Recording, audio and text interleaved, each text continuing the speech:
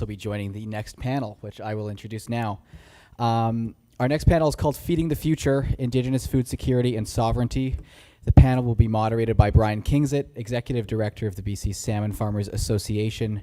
I think we're just adding a chair to the stage and probably a mic as well, but I'm going to pass it over to Brian here to introduce his fellow panelists. Let's give them all a warm welcome. Thank you very much. I'll start talking while we get our panelists on the stage. As Logan mentioned, my name is Brian Kingzett. I'm the Executive Director of the BC Salmon Farmers Association. I'm also a director on the BC Agriculture Council, so wearing both those hats as moderator. I'd like to thank the Nanoose Nation and the organizers for organizing and hosting this, and I'd like to extend my thanks to Dallas Smith for volunteering me for the second year in a row that I could moderate a panel for him. And in this case, I'm very privileged because this is a thing that I feel very strongly about. So if you guys want to grab a seat. And so what I'm going to do is I'm going to get our panelists to introduce themselves. We've already heard from Minister Popham, enthusiastic supporter of the BC food industry, and then I'm going to make a couple remarks that I hope that will get you guys thinking about the great questions you're going to ask on Slido, and then we're going to speak to each of the panelists, and then Isaiah has told me he's brought us a little surprise that the AV crew is going to try and get up. So with that, no, I'm good. So maybe Kim, you can start with you, and we'll.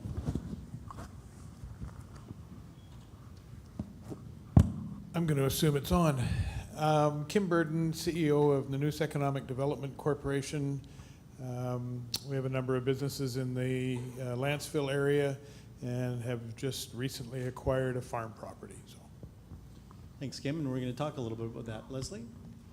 Hello, I'm Leslie MacDonald, and I'm here on behalf of the BC Agriculture Council, which has 29 member associations for various types of agriculture, including BC cattlemen's, BC salmon farmers, etc.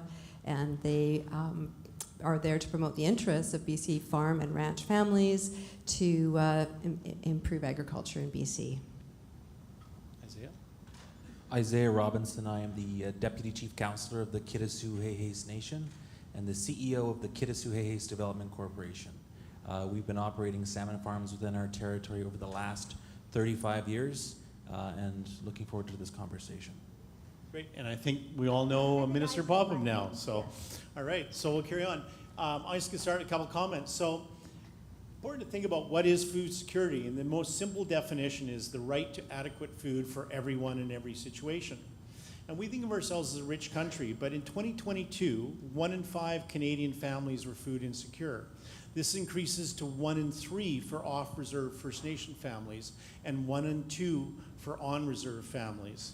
And that's actually a little bit, that's the Canadian averages, and it's actually a little bit worse for British Columbia. And I'm not sure if there's anyone in the room who has been at a supermarket checkout this year and thought, gee, my groceries were cheap, put up your hand. Okay. But we're also, so not only do we have that, we're also competing for food at a global scale. As the world goes to 10 billion in 2050, the amount of food between 2010 and 2050 needs to increase by half again. And just to put that in context, in that 50-year period, there will be more food eaten by humans and grown for humans than has been consumed in all of human history. So let's go back the last 60,000 years. That's going to have major consequences, and that will affect us here in British Columbia. Here at home, food prices have increased almost 4% year over year for the last 3 years, and food affordability is in the top concerns for all polling. And if any of you are planning to eat a steak this weekend, I think that's up at about 30% this year alone. So some proteins are really increasing. In 2024, British Columbia imported $7.3 billion of food commodities, mostly from the US. As an example of that, we import more than 2/3 of our vegetables from the United States. Climate change in California, drought, and Trump's deportation of undocumented workers are really going to impact this severely, and that's going to have more food impacts on British Columbia. So clearly this situation is not going to get any easier anytime soon. We need to increase our food security and production if we're to be successful as a province. And as Lana mentioned, producing food for export is also an opportunity. But we're going to be doing that in the face of a changing climate. So how do First Nations address the risk and opportunity of the food security crisis? So today we're going to hear from our panelists, and we've got a sort of broad mix from different approaches. And so maybe what we'll do is, and so while you guys think about that and think about your questions, maybe we'll start with Kim talking about what the Nanoose Nation are up to. Thank you, Kim. Thanks, Brian. I'm really pleased to be here to share this interesting project with you. We kind of got thrown into it. The chief came to me and said, there's this piece of land for sale, can you go get it? And I said, okay. So we're now the proud owners, actually it doesn't close till next week, but we will be the proud owners of a 12.85 acre farm in downtown Lanceville. And the goal is to operate it as a farm. Food sovereignty and food security are really critical to our nation.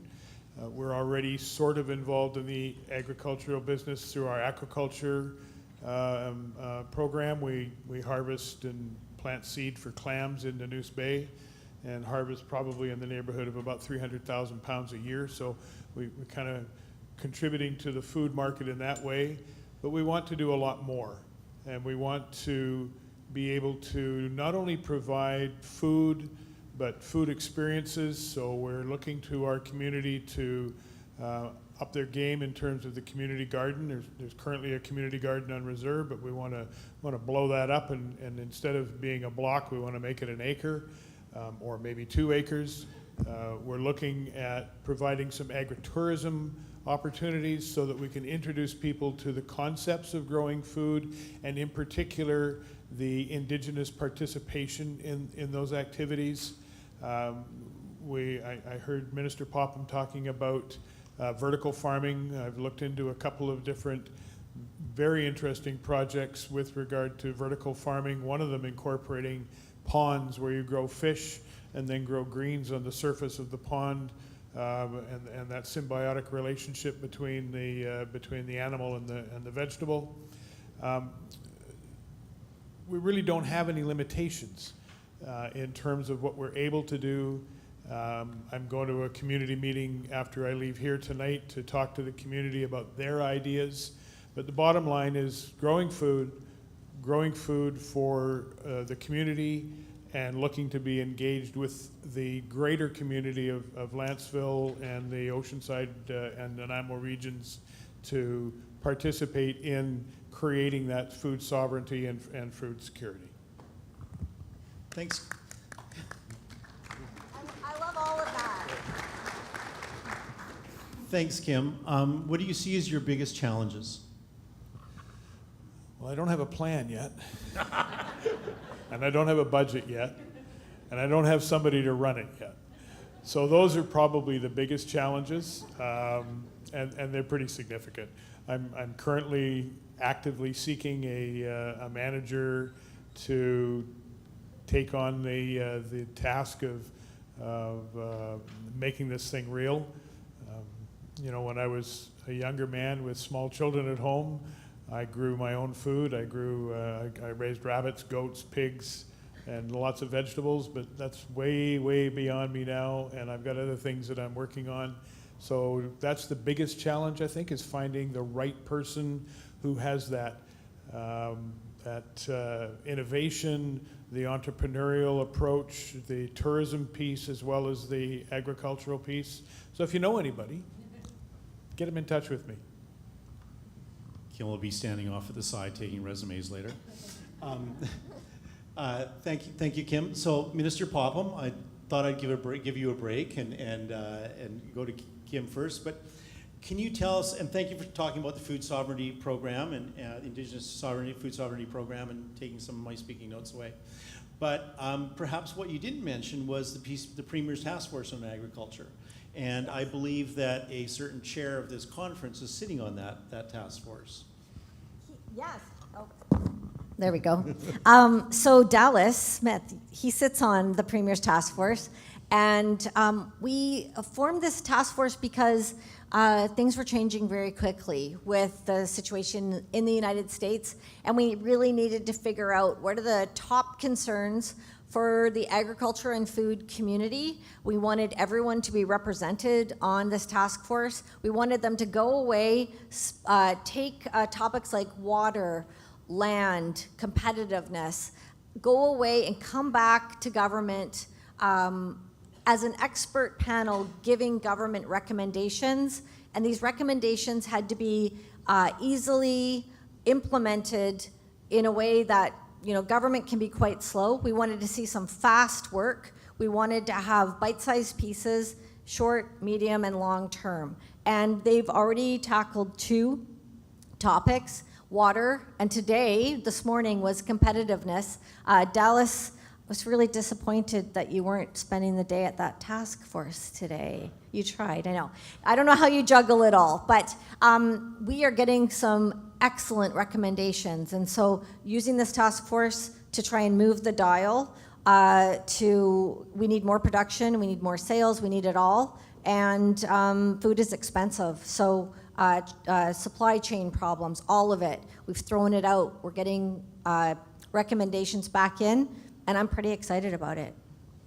Great. So we have a pretty rich agricultural landscape in BC, and actually I should just back up a bit and say thank you. That was a recommendation from the BC Agriculture Council during the election to have that Premier's Task Force. So Check. We really appreciate that. But what do you see for First Nations in our rich agricultural landscape? What do you see as the biggest challenge? So what I've been hearing, and this goes back to the advisory committee that I set up a few years back, it seems that there could be a loss of knowledge around traditional growing methods, traditional foods, and the youth. This goes across all communities in British Columbia. People are fairly disconnected from where their food comes from, and being able to make that connection with people in the community, but also having the resources and the programs in place to implement ways of connecting those dots. And we don't assume that we know best for First Nations communities at all. We just listen to what they're telling us. And so these programs that you've heard about, including putting up greenhouse money, irrigation money, seed money, all of that, it's trying to find kind of a place to maybe level set, do a reset on growing, especially on methods of growing. Some of it's traditional, some people want a vertical farming. So it's just a way, like, how can we get more food into communities? Great, thank you very much. And I'd love to continue on this discussion, but we've only got a certain amount of time. So I'm going to go to Leslie, and I notice we've got questions starting up and already about climate change and wildfires. So I think that's a great segue for Leslie to talk about what you're doing there. Thanks, Brian. Yeah, I think it's pretty clear that, you know, when we have wildfires and floods, et cetera, they can have a really big impact on our food systems. And so BC Agriculture Council was able to receive some funding through the province of BC and the Ministry of Agriculture to be able to look at how to increase food security during emergencies. And so really it's about working to have a broad definition of agriculture, first of all. So this would be including community gardens, traditional food and medicine gathering areas, your ranches, aquaculture, and farms and greenhouses. So it's a really broad definition. And what are the things that we can do to try to prepare ahead of time to protect and plan, and then during a response for an event, what are the things we can do? And so we've got some programs that are happening, and they basically are able to help producers to plan better. You know, there was a call into an emergency operations center some time ago. This woman was in her car with her 21 chickens, and they were loose. And then she was on the way to the hotel. Okay, so what's not working here, right? So planning ahead of what you're going to do during these events, And so how to, when you're putting in a new initiative, building so that you're going to reduce the risk. And so BCAC is putting on some sessions for producers on increasing resilience, and would be really interested in working with Indigenous communities to be able to put sessions on that could be of value to you to increase your resilience. And then during response, we're also really aware that a lot of challenges happen, and just having a voice for agriculture. And so we're looking at better ways to educate emergency operations centers about needs of agriculture, whether it's Indigenous or non-Indigenous community, and how can we help producers, farmers, ranchers to get the support they need. There's stuff that happens during events that you just can't anticipate. During the Atmospheric River in Abbotsford in 2021, there was a sturgeon hotline. And what had happened was when the waters rose, the sturgeon, they just went out and about everywhere, and then they actually ended up in some people's basements, right? So, when you find a sturgeon in your basement, who do you call, right? So this is where your EOCs can access and tap into all the different resources that are out there to help farmers and ranchers to get the support that they need. So if you're interested, we're doing some, I think, really exciting work to help agriculture be more resilient, and come see me, and I'd love to work with you on putting on some sessions and providing some training to help your communities. Okay, and you're here, and where else can people track you down? You could also email me at projects@bcac.ca. So that's projects with an S at the end at bcac.ca. Love to work with you guys. Thank you, Leslie. So Isaiah, I'm leaving you till last.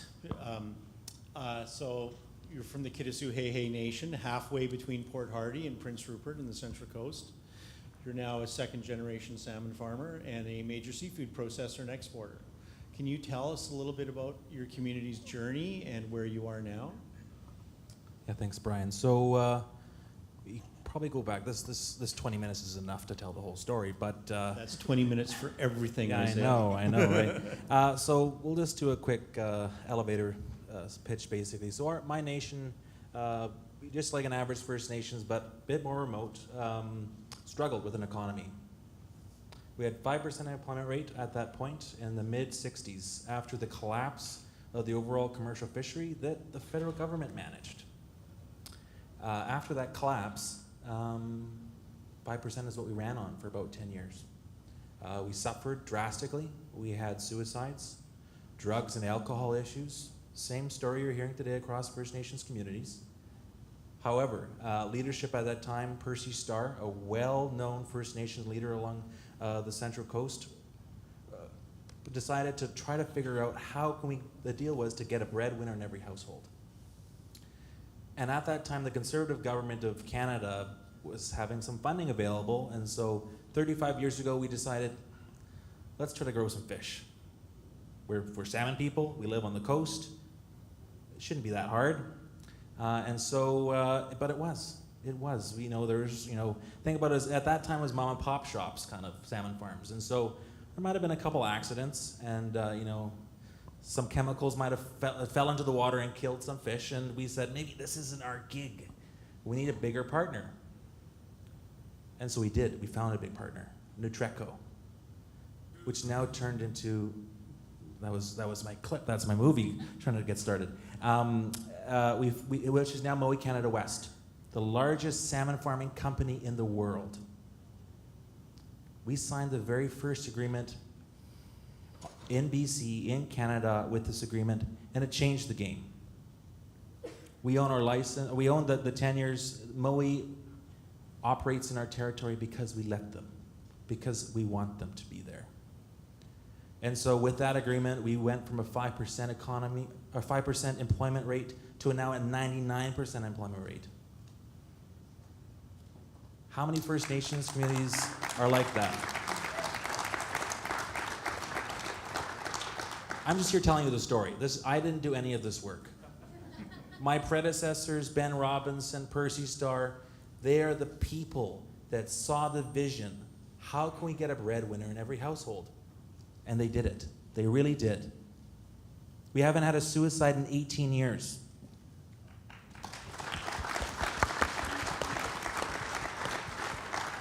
So the proof's in the pudding. We have full employment, basically. Our employees are with Mowi Canada West are getting very good wages, and they're being kept busy. So that's really the elevator pitch I did in 3 minutes, Brian, and that's where we're at today. Yeah. I've done it, Minister, I've done this. I've met probably, Dallas and I have met so many ministers at this point, I can rehearse it with my eyes closed on what to tell you. Yeah, and don't sell your short for Isaiah. Isaiah also just received his MBA at Simon Fraser University. And they is now managing a smokehouse that has a First Nations product. Tell us a little bit about Clemty Spirit. Just like how everything, times changed, the economy changed, our people changed. The people that were doing the fish farming or doing the processing, so we operate a processing plant. And so we processed, you name it, any type of seafood, we did it. My father managed that plant. But things changed. The economy, the overall industry of commercial fishing changed a whole lot. And we had to pivot. And so Mowi was filled that gap also. But fast forward 20 years, we decided, why don't we start to drink some smoked fish? So we launched Clemty Spirits. It was launched in Walmart across Canada and was very successful.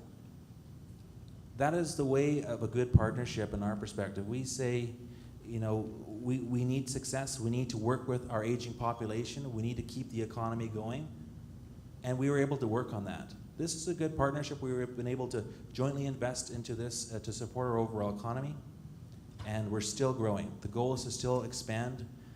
With recent federal decisions, it doesn't faze me at this point. And with this, and that was during the previous Prime Minister.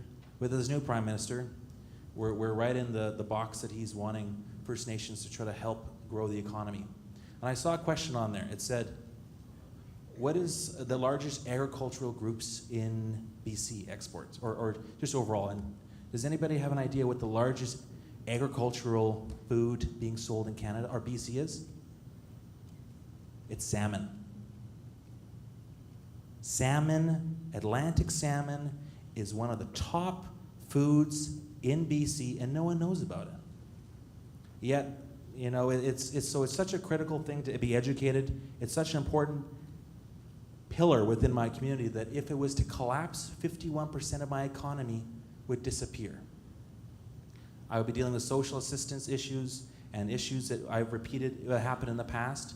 And so it's critical to understand the issue of overall salmon farming. Thank you. Thank you, Isaiah. The next is blueberries. So, and I feel a little bit like Jimmy Kimmel because I want to say he's such a celebrity. I want to say, and Isaiah, you brought a clip. So we're going to show that at the very end, and we're going to go to some questions. And our top-ranked question right now is, oh, they just changed on me. Okay, so how can food sovereignty initiatives support long-term meaningful employment for youth, not just seasonal grant-based work? And I think Isaiah is a second-generation salmon farmer. Maybe I'll throw that one to you, and then maybe Kim might have something to add because you now have second- and third-generation salmon farmers. So how's that experience been? Well, you know, a lot of the first generations were the fishermen looking for an opportunity because they had nothing. And so we've been able to continue keeping that generational knowledge of the waters, our territory. A lot of these people are boat operators. They're out on the farms. And they really get to understand and learn from the previous generations that are still out there. And so this provides a great opportunity. And for example, my brother is a salmon farmer. And I call him at night and he's out fishing. So, you know, there's just so much opportunity to continue this knowledge-based sharing that's happening. And it's extremely meaningful to my family and for all the harvesting that, you know, our members are able to do while working also at the same time. Kim, do you have anything you want to add to that? Well, I think one of the keys is to make it not a seasonal operation. So, you know, farming the ocean, whether it's salmon or in our case clams, we dig clams year-round. So we're providing that employment. I think I signed checks this morning, and I think I signed checks for about 20 some odd clam diggers. And some of them were very good because we pay by the pound. So if they're working hard, they're getting big money. And in terms of farming on the land, it doesn't have to be seasonal with the technology and with the advances that we've got with regard to hydroponics and you know, Minister Popham talked about that piece in the mines and in the old subway stations. You can grow anything anywhere with the technology that's available today, and I think we have to take advantage of that. And in terms of that grant-based piece, I would like to just I would just like to operate as a business and make a profit and pay good wages and make sure that we have that full employment that's such a significant pillar of our economic development corporation. It's not just about running those businesses. It's about making sure that we provide a good return to the nation and to the members of the nation through employment primarily. Thanks, Kim. And I'm going to let this next one go to Minister Popham about the provinces being an advocate for salmon aquaculture in nations where it's welcome. I'm reading different words. Minister Popham, you talk a big game Okay, I about didn't food want to say that security. too. Yeah. So let me just, and I won't take up too much time, but when I first became Minister of Agriculture, I had the fish file as well in 2017. And it was at the time when there was a lot of tension that was escalating around folks in British Columbia and the fish farm industry. It was reaching a really serious peak, and everybody was feeling it. The industry was feeling it, our government was feeling it. And I had probably if I think back on my political career years from now, I'll remember this as one of the most difficult meetings I ever had. I had to bring together all of the fish farm industry, and we sat in a room, and I had to deliver the message that at that moment, the industry had lost its social license in British Columbia. It was a devastating blow to the industry. I felt like it was, I didn't know at that point, as we went into this abyss, where we would end up. It ended up leading to a really important process for the province and for First Nations communities. It took sitting at a table with folks specifically in the Broughton Archipelago to work through what a salmon farming policy would be in the province. This table, and I'm not, you know, there's a lot of confidentiality about the discussions, but I'll be really blunt, the table blew up many times, and understandably, we were all trying to figure it out. We also involved the industry in those conversations. In the end, after I think almost 2 years, we came forward with a policy that if there was an agreement between industry and the nation, and there was science that supported that wasn't damaging wild salmon stocks, then it was absolutely a partnership that should proceed. The Broughton Archipelago decided they didn't want fish farms there, and most of them have been removed. But there's other nations that are successfully having partnerships. And so as far as the provincial perspective or policy, that's where we stand. Currently, I think we're all waiting for the federal government to make a decision about where they stand. The province has, in my view, the province has done most of the work on developing policy, even though we have only 10% of the levers with the industry, with salmon farming, and the federal government has not participated, considering they have 90% of the levers. So that's where we stand. I'm really happy to hear about your successful partnership, and we have corresponded with the federal government, making sure they understand how economically important the industry is, and if they are going to move forward with their policy to remove fish farms from the waters, they're going to have to come forward with quite a lot of money to make up for the economic impact. And I don't know, we'll see. We had this conversation It's very stressful for the industry right now, and it's stressful for nations who want to be partners with industry. So that's as honest as I can be with you. That's where we are, and we're all waiting. And do you want to just speak to that, just quickly to that last question, because I think Xai'xais about how are you specifically working with nations on this?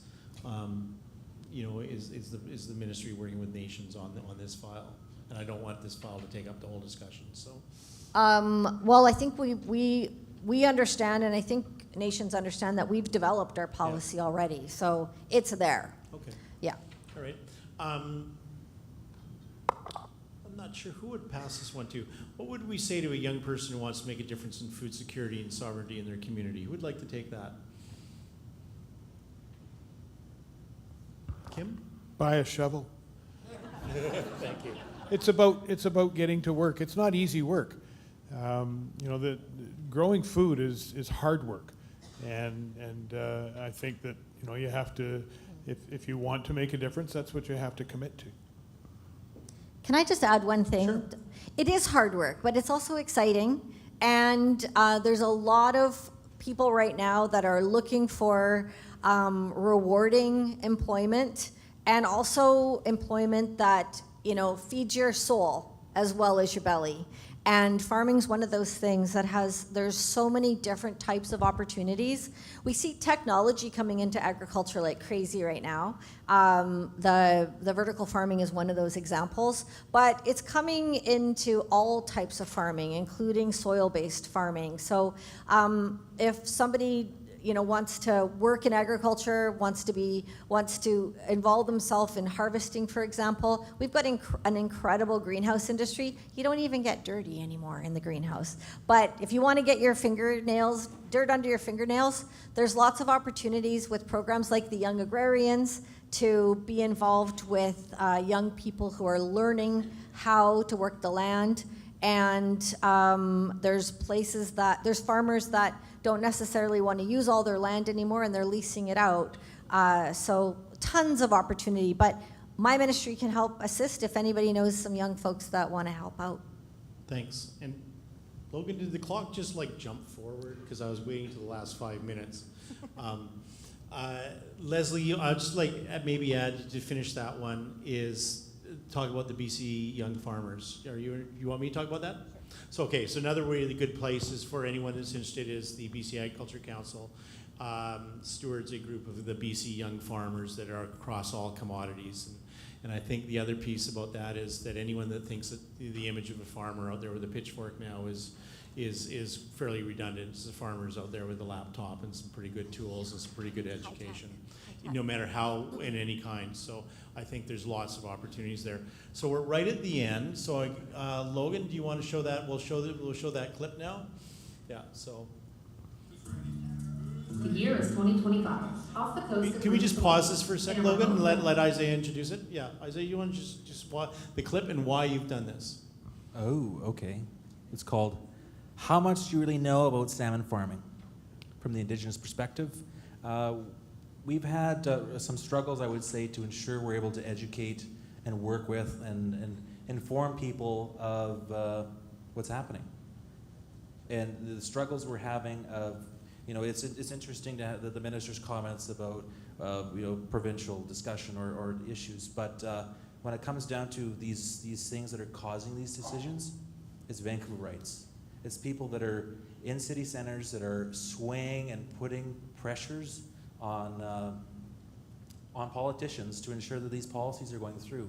The reality is, and you can see it in both provincial and federal elections, it's the rural areas that are really struggling right now. So when it comes down to it, we're trying to help provide a better way to educate people, because all we're doing right now is we're in this echo chamber, and we're trying to provide a unique way to educate people to get past it, and it's a unique way that we're hoping maybe reflects maybe the Pink Panther and some other things in between. So enjoy.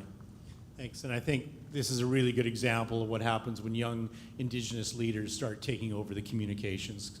So I was quite excited when you showed us this a couple weeks ago. So Logan, we can run it now. Sorry for stopping.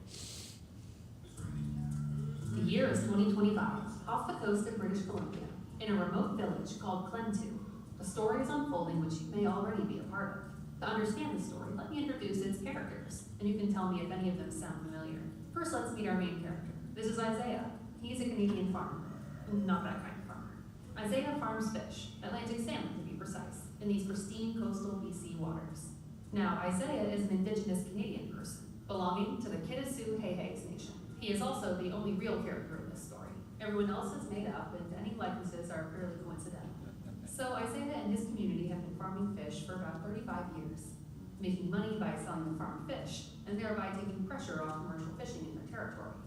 The way Isaiah sees it, farming salmon is creating economic prosperity for its nation, which, in turn, allows the nation to further protect ocean resources in their territory. The inciting incident to this story comes when Trudeau's government tells Isaiah he is going to have to take his fish farms out of the ocean or close them permanently. And the story begins when Isaiah starts to ask the question that anyone would ask when they're being legislated out of their means of income. But why? The answer to this question is only apparent after you've met the rest of the ensemble of characters. So next, let me introduce you to the person enforcing these new policies. This is Joe Schmo, and he is a politician. Contrary to what you might assume, Joe Schmo is not the villain of this story.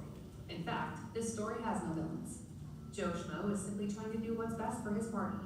You see, Joe lives in Ottawa, over 4,000 kilometers away from Isaiah, and the two have never met. Instead, Joe has met with several lobbyists who have provided him with information claiming that salmon fish farms are damaging the surrounding oceans and the natural wild salmon. Schmo's party voters want to see climate action, environmental reform, animal protections. The way Joe sees it, enforcing reform on salmon farming policies in Canada is a no-brainer in order to protect the environment. So now it's time to meet Sarah. Sarah lives in Toronto and works 9 to 5. She considers herself an environmentalist, an activist, and among her many causes, she believes in respecting the sovereign rights of Indigenous peoples. Sarah recently signed a petition calling for the ban of open net salmon farming in Canada, which ended up on Joe's desk. Sarah signed this petition because she also has never met Isaiah, and she had read some of the same information that Joe was given by those lobbyists. Which brings us to our next character, Larry. Larry the lobbyist. Larry was captain of the debate team in high school, and his business guarantees that by hiring him, his clients' messaging will be heard. As an outdoors enthusiast and hobby fisherman, Larry was thrilled when a group of commercial and sport fishing companies came to ask him for help on their campaign against fish farming. You see, they believe salmon farming is to blame for declining wild salmon numbers their wealthy urban sport fishing clients depend on for their own interests. And that brings us to Jarvis. Jarvis is a fisherman who sells his fish to one of these companies. Like Isaiah, Jarvis is also an Indigenous Canadian, and he belongs to a different but nearby First Nation. Jarvis has been having a hard time because the industry has been having a hard time. The company puts blame on nearby salmon farms. They say that's the problem. Jarvis and his friends don't realize that the declines in wild salmon predate Atlantic salmon farming and are more likely to be a result of several factors such as climate change, infrastructure like dams and irrigation, old logging practices, and probably most substantially, the commercial and recreational overfishing which has been taking place during the last couple centuries of industrial revolution and globalization. If all this sounds like speculation, maybe now is a good time to introduce our scientists. We have first the government scientist, the private sector scientist, and the third-party scientist. Though these scientists' salaries and workplaces tend to vary, their findings on some key issues are actually the same. All three scientists agree that modern Atlantic salmon farming does little to no harm to either the wild salmon population or the surrounding marine environment. This is where the story gets a bit dramatic, because everyone, and I mean everyone, from Jarvis to Larry and Sarah to Joe Schmo, they all believe the opposite.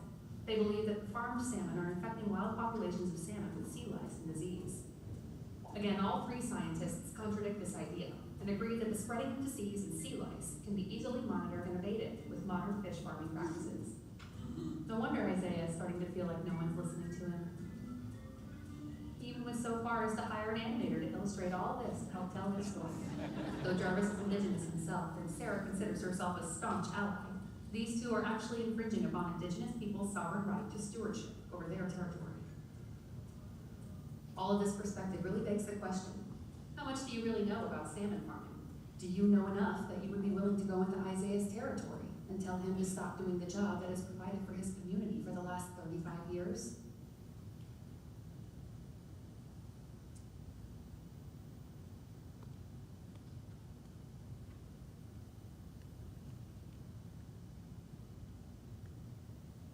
That's excellent. Thank you, Isaiah. Thank you, Brian. So just to note, this was animated by one of the Rick and Morty animation people. So we were lucky to bring some big guns to help us educate everyone. So thank you.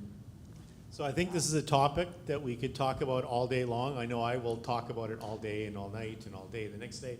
But I think we're out of time, and we've got some other great speakers coming up. So we'll leave the stage. But I think, Lana, Mr. Popham, are you here for the rest of the afternoon, or are you taking off? No, I'm going on a farm tour now. Oh, excellent. Yeah. Good for you. Well, the rest of the panelists will be here. And if you have any questions or follow-up, I'll be happy to try and direct questions or any questions you have to after the fact. Thank you.